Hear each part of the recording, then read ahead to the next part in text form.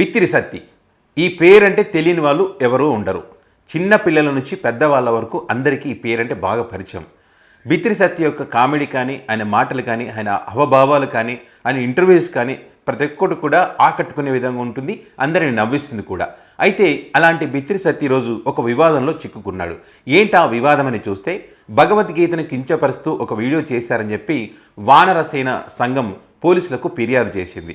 అసలు భగవద్గీతను కించపరుస్తూ బిత్తిరి సత్తి చేసినటువంటి కామెడీ ఏంటి అనేది చూస్తే, అది ఏదైతే కృష్ణుడు అర్జునునికి బోధించేటువంటి సన్నివేశం ఏదైతే గీతోపదేశం అంటాం కదా, అలాంటి సన్నివేశాలు గుర్తుకొచ్చే విధంగా భగవద్గీతలోని ఆ గీత అనే పదాన్ని వాడి ఒక వీడియో చేశారు.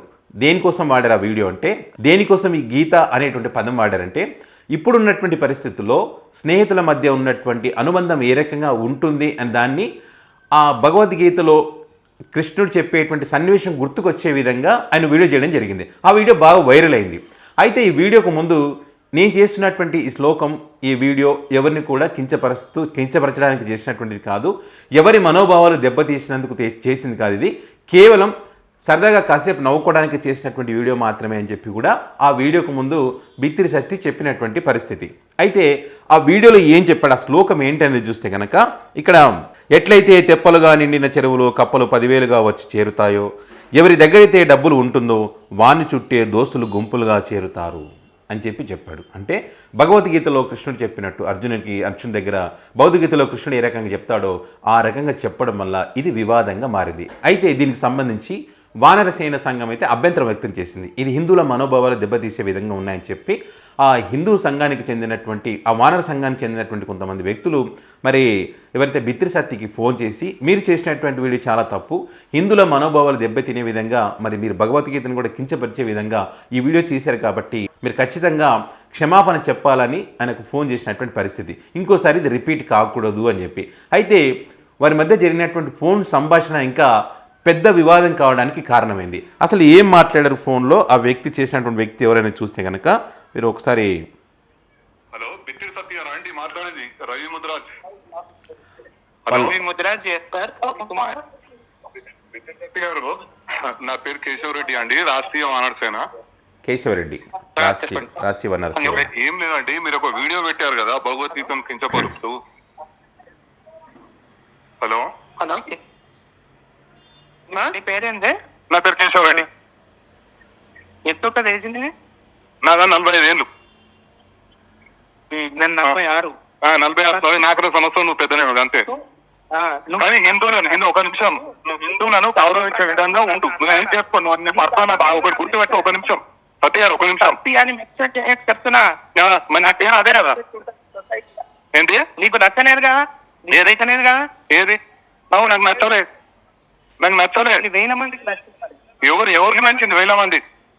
అయితే నువ్వు హిందూ సమాజానికి ఇంత వరకు భగవద్గీత మీద పెడతావా? నువ్వు సబ్స్క్రైబ్ చేయకు, నువ్వు నా దాన్ని డిలీట్ చేయి, బ్లాక్ లో పెట్టుకో. నువ్వు చూడకు, అవన్నీ నువ్వు చెప్పాల్సిన అవసరం లేదు. హిందూ సమాజం నీకు ఎట్లా బుద్ధి చెప్పాలో చెప్తుంది. బరాబర్ హిందూ సమాజంతో నీకు చెప్పిస్తా. నువ్వు అనుకుంటున్నావు సబ్స్క్రైబ్ చేయకు, నువ్వు బ్లాక్ లో పెట్టుకో, నువ్వు చూడకు, ఇవన్నీ సినిమా డైలాగులు అవసరం లేదు. అర్థమేదా? ఇగో అందరికి అందరు ఉంటారు, అందరికి అందరూ అంటూ ఉండొచ్చు. నువ్వు మాట్లాడేది నువ్వు మాట్లాడచ్చు. అర్థమైందా? ఏంటి కేశవరెడ్డి, నువ్వు నాకు రవి ముద్రాజ్ నువ్వు ఇంకోసారి దయచేసి హిందువులకు ఇట్లా కించపడతావు. అర్థమైందా? హిందూ ధర్మం కోసం పాటు పడతా. నువ్వేం పాట నీకు వస్తారు? ఏంటి? నీకు హిందువులకు కించపడుతుంటే ఇక నీకు చాలు కప్పాలా? నువ్వు వేసేది ఇంకా సుఖమైన పని అని చెప్పి నీకు చాలు కప్పాలి. చెప్పినట్టు ఏ శాస్త్రంలో రాస్తున్నది? ఏంటో నువ్వు నేను శ్లోకాలు పాడతా, నువ్వు ధర్మం హిందువులు ఉన్నావు కదా, ఒక శ్లోకం పాడతా. నీకు అవసరం మాకు లేదు.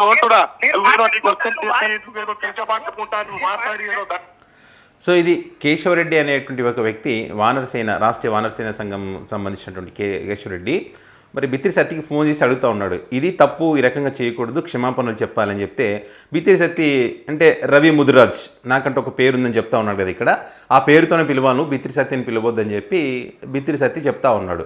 నేను చేసిన దాంట్లో తప్పేం లేదు, కొన్ని 1000 మంది చూస్తారు, 1000 మందికి నచ్చింది వీడియో, నీకు నచ్చకపోతే కనుక నువ్వు దాన్ని డిలీట్ చేయి, నువ్వు దాన్ని బ్లాక్ చేయి, సబ్స్క్రైబ్ చేసుకోవద్దని చెప్పి ఆ వ్యక్తికి బిత్తిరి సత్తి చెప్తా ఉన్నాడు. అయితే వీళ్ళు ఏమంటా ఉన్నారంటే ఇప్పుడు బిత్రి సత్యకి సంబంధించి వాళ్ళ ఇంట్లో ఆడవాళ్ళు కానీ వాళ్ళ అమ్మకో భార్యకో ఎవరికో వాళ్ళకి సంబంధించినటువంటి ఆడవాళ్ళ గురించి చెడుగా మాట్లాడి ఒక వీడియో పెట్టి ఇది మాకు నచ్చింది కాబట్టి మేము పెడతాం, చాలామంది ఇష్టపడుతున్నాం కాబట్టి మేము చేస్తాం, నువ్వు నీకు నచ్చకపోతే నువ్వు వినొద్దు, నువ్వు డిలీట్ చేయి అని చెప్పి అంటే ఎలా ఉంటుంది అనేటువంటి అభిప్రాయాలను వీళ్ళు వ్యక్తం చేస్తూ ఉన్నారు. సో ఇది కరెక్ట్ కాదు కదా. నువ్వు తప్పు చేసినప్పుడు సరే ఇంకోసారి ఇలాంటి పొరపాటు జరగదని క్షమించమని అడిగితే ఇంత పెద్ద వివాదం ఉండదు కదా అనేటువంటి అభిప్రాయాలు ఎక్కువగా వినిపిస్తున్నాయి ఇప్పుడు.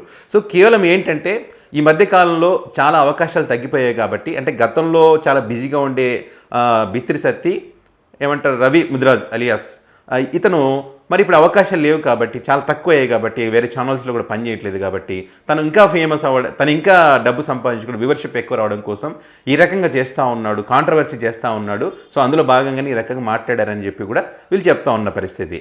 సో ఈ మధ్యకాలంలో మనం చూసాం ప్రణీత్ హనుమంతు కూడా ఒక తండ్రికి కూతురికి సంబంధించి మరి ఒక బెల్ట్ తీస్తున్నటువంటి ఒక ఫోటోని పెట్టి వల్గర్ కామెడీ చేశారు. సో అలాగా కాంట్రవర్సీ చేసి వ్యూవర్షిప్ ఎక్కువ వ్యూస్ రావాలని ప్రయత్నం చేస్తున్నారని చెప్పి కూడా మనం చూస్తూ ఉన్నాం. అందులో భాగంగానే ఈ రకంగా ఈ బిత్రి సత్య అనేటువంటి వ్యక్తి కూడా భగవద్గీతని కించపరుస్తూ వీడియో చేశారనేటువంటిది వీరి యొక్క అభిప్రాయం.